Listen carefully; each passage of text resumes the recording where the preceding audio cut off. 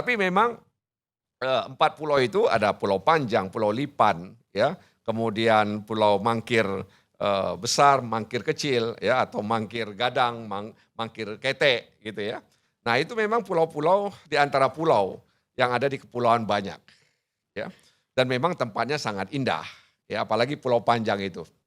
Yang paling luas memang Pulau Panjang, sangat indah tempatnya, sehingga tidak heran menjadi incaran banyak orang, ya, incaran banyak orang. Nah karena itu ketika memang ketika ini berpindah di tahun 2022 tadi itu tidak heboh seperti sekarang ini, nah itulah kemudian tahun 2025 ini setelah berganti rezim, kemudian gubernur definitif sudah ada, ya sehingga kemudian muncullah ya gejolak di media sosial. Lalu ada unjuk-unjuk rasa memang di Aceh.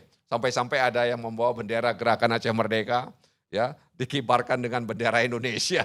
Jadi itu visual yang mereka sampaikan. Jadi inilah ekspresi, ya.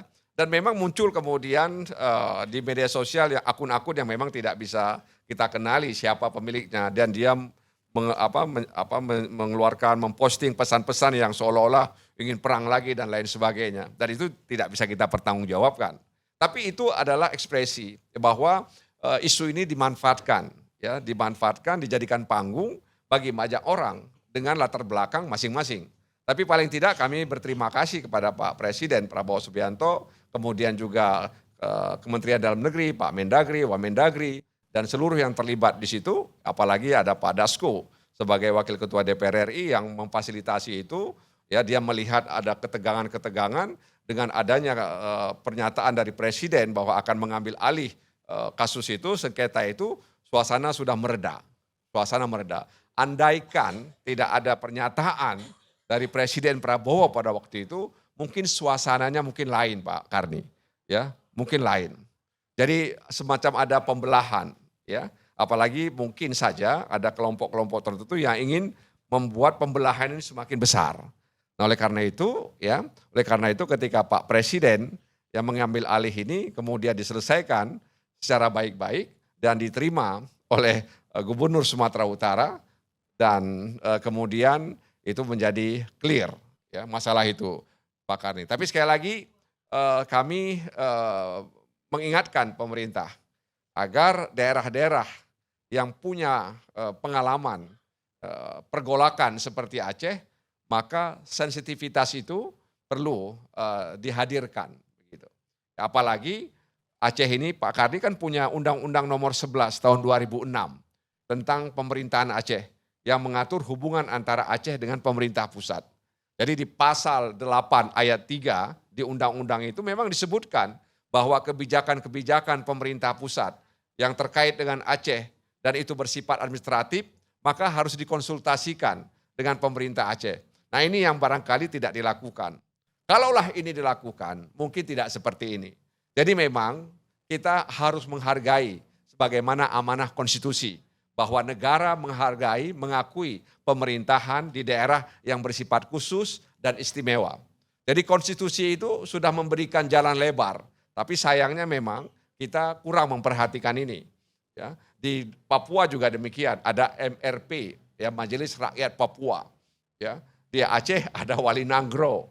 Ya, nah oleh karena itu sekali lagi Pak Karni, saya pikir pelajaran salah satunya yang bisa kita ambil dari sengketa 4 pulau ini ya adalah bagaimana pemerintah di pusat menghargai kekhususan Aceh sebagai daerah khusus dan istimewa.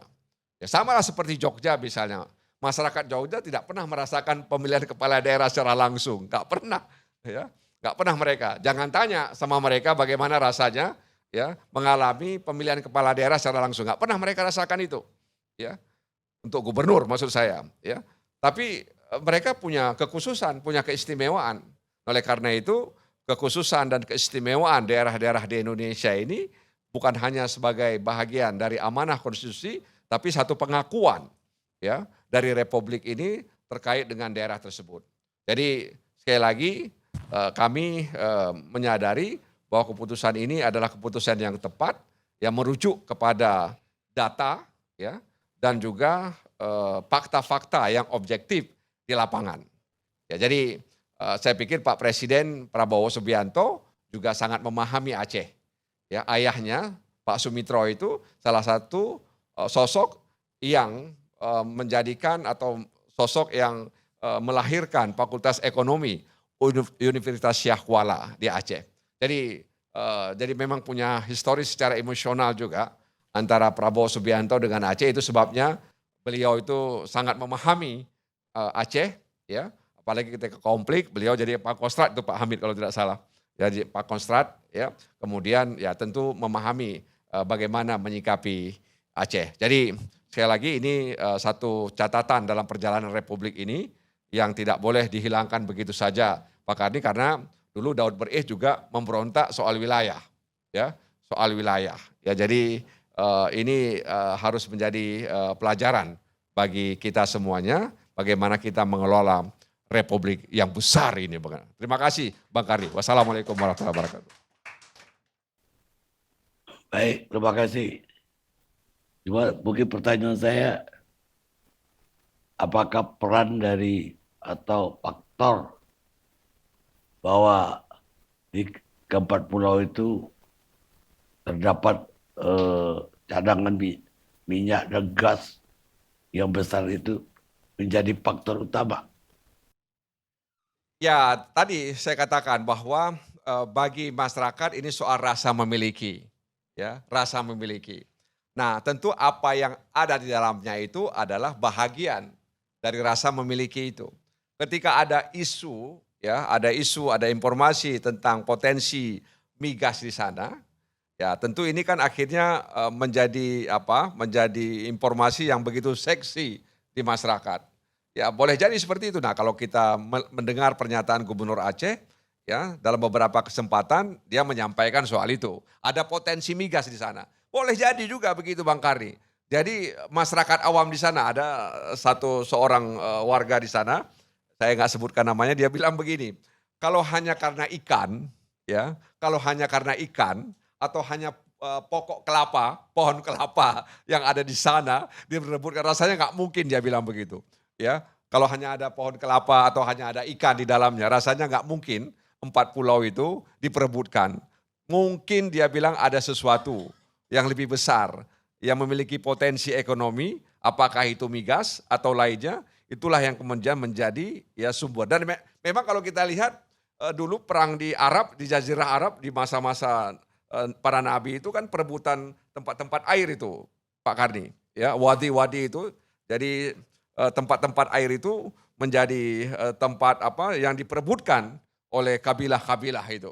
Ya, ini juga minyak misalnya gas juga diperebutkan gitu. Jadi sama saja sejarah itu berulang kembali Pak Karni. Jadi sangat mungkin Pak Karni soal isu potensi migas itu ada dalam pulau tersebut dan kemudian itulah yang kemudian berkelindan dalam soal ini. Tapi saya belum mendengar SKK Migas ya menyampaikan soal ini. Tentu yang punya otoriti itu SKK Migas, ya, bahwa ada potensi migas atau berapa cadangan migas yang ada di sana, ya. Tapi memang ada offshore, ya, offshore di dekat-dekat situ juga di Melabu, ya. Dan memang juga ada blok Singkil dan Sibolga, ya, itu merupakan salah satu blok yang katanya akan dilelang, ya, oleh pemerintah, ya, terkait dengan pengelolaan blok-blok migas yang ada di Indonesia. Begitu Pak Karni.